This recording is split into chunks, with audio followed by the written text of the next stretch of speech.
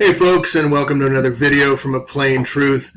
Well, let's just drill down a little bit more. Someone sent me a very good short compilation of how jet engines work that provide 90% of the thrust for jet engines to go. And this is from the brilliant work of Anthony Haywood, showing how jet wings do not carry jet fuel. The information is overwhelming. Look at how thin those walls are carrying those big jet engines. But the piezoelectronics here is what we're going to get into about how these plane wings do not hold fuel. Yes, there is used a little bit of fuel on the plane, and we'll get into that, to spark the compressors that are generated from the piezoelectronics jet engines, Pratt & Whitney. They'll show you how it's done. But as you can see here, they don't hold 40,000 gallons of fuel. Think of a tanker that comes in and fills up the gas stations where you go. That's at maximum maybe 4,000, 5,000 pounds. And you're telling them 8 of them are on these wings? I don't think so. I don't think so at all. And here's just more documentation from the brilliant Anthony Haywood work. But take a look at this. This was a comment on the site here from Juan Flores. I'm a mechanical aircraft engineer from the Mexican Air Force. I'm in charge of the F-5 Tiger jet fleet. I would tell you the secret. The air is 73% of nitrogen. The compressor breaks the molecular force of oxygen and nitrogen of the air. And then as the nitrogen becomes the fuel for the combustion chamber, a free energy machine hidden to humanity, the fuel is only necessary to start up the compressor at high revolutions. Once in high revolutions, the fuel is the air that burns the nitrogen at high elevations. Once in higher revolutions, the fuel is the air that burns nitrogen at high temperature inside the combustion chamber started by the fuel at the beginning. At the beginning. This is the secret for high levels only. I could lose my job and life now. The ground crew and all the people involved does not see the truth because they keep feeding fuel to the airplane and they believe this is the only source of power. The pilots will not notice that because they see with their own eyes how their aircraft is charged with fuel, and in all the aircrafts there is a power source. The pilots will notice because they see with their own eyes how the aircraft is charged with fuel. In all aircraft there is a clock of time flight which controls the indicators of fuel level. There is no pilot in the world that could try to see what happens if he ignores the fuel level indicator. This is my gift for humanity. So this is how they deceive the pilots. They do put a little bit of fuel in for the compressor to start it, as we'll see here in a second. So how do jet engines start their engines? All right. So how do they get them started? You can read there's many different ways, but the primary way here, folks, it says start carts are at every major airport. Air start unit. The so-called start cart is wheeled airport utility that can be carted to an aircraft. It provides high pressure air to the engine. To the engine to start it. Let's read that again. It provides high pressure air to the engine to start it. This helps save the battery from wear due to repeated use at every major airport. Got it? So how does the engine work? We'll get into the video here in a sec. But here again, just to prove it, the sucking sound, and it's like a hose nozzle, a garden hose where it narrows and creates more pressure. It's all about the pressure. Here you see in most modern jet engines, the fan alone can generate up to 90% of the thrust, 90% of the power, the pushing power of the engine. To find out where the other 10% comes, we must continue to follow the air on its journey. So it gets squeezed, just like starting bigger, going smaller. They're squeezing it down and using the piezoelectronic blades that create actually energy from their vibrations. When they start vibrating, they increase in intensity, and that's the piezoelectronics that makes the energy being created and more power behind it. So we are leaving pre-jet engine technology behind.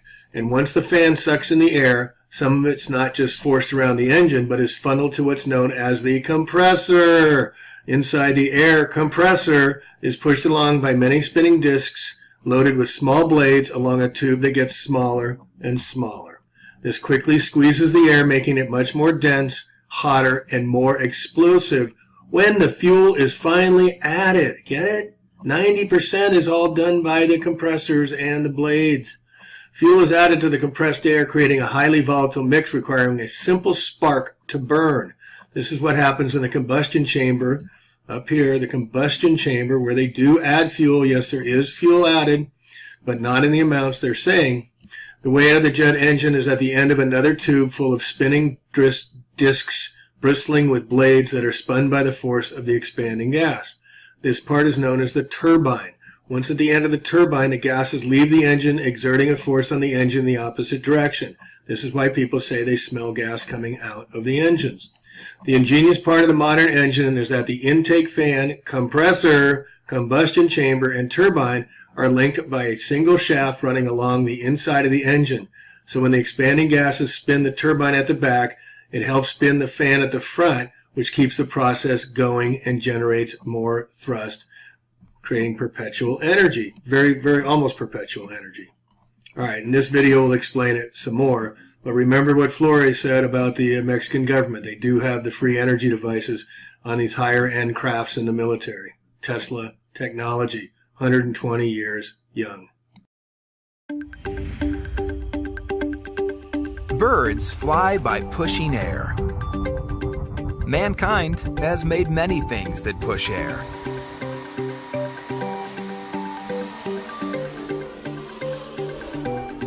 One of the greatest machines that push air is the jet engine. Jet engines suck air in the front and push a jet of air out the back. That force is called thrust, and it moves an airplane through the sky. Let's see how it works. A big fan at the front of the engine pulls air around the engine and sucks air into the core. We'll come back to that outside air in a moment. For now, let's follow the air in the core. It goes into a compressor, something like many household fans joined together. Each fan gets smaller and smaller as the blades squeeze the air into a tighter and tighter space, compressing the air like you would squeeze a balloon, until that squeezed air is mixed with jet fuel, a kind of super gasoline. In the combustor, that air and fuel mixture meets a flame and shoots out the back of the engine. The rush of hot air spins a turbine. The turbine is like a windmill that scoops up energy from the heated air and spins the shaft connected to the fan at the front of the engine. The excess hot air from the combustor blows out the back of the engine, producing thrust. Remember that air rushing outside the engine core? Together, the turbine and fan push a larger mass of air than the core ever can for much more thrust. But that extra air passing around the engine core works more efficiently if it moves more slowly than the hot air rushing out the combustor and the back of the engine. One of the first engine makers, Pratt & Whitney, recently designed a new jet engine that lets the fan push air more slowly than the turbine by putting an amazing gear between them. Pratt & Whitney calls this the pure power engine because it uses less fuel and makes more thrust at the same time. Less fuel saves money and cuts back on pollution, which is better for the environment and all living things. And when the fan moves slowly, the noise drops so much you can barely hear the airplane in the sky. It's a new design for jet engines and a new era for jet airplanes that we all can enjoy.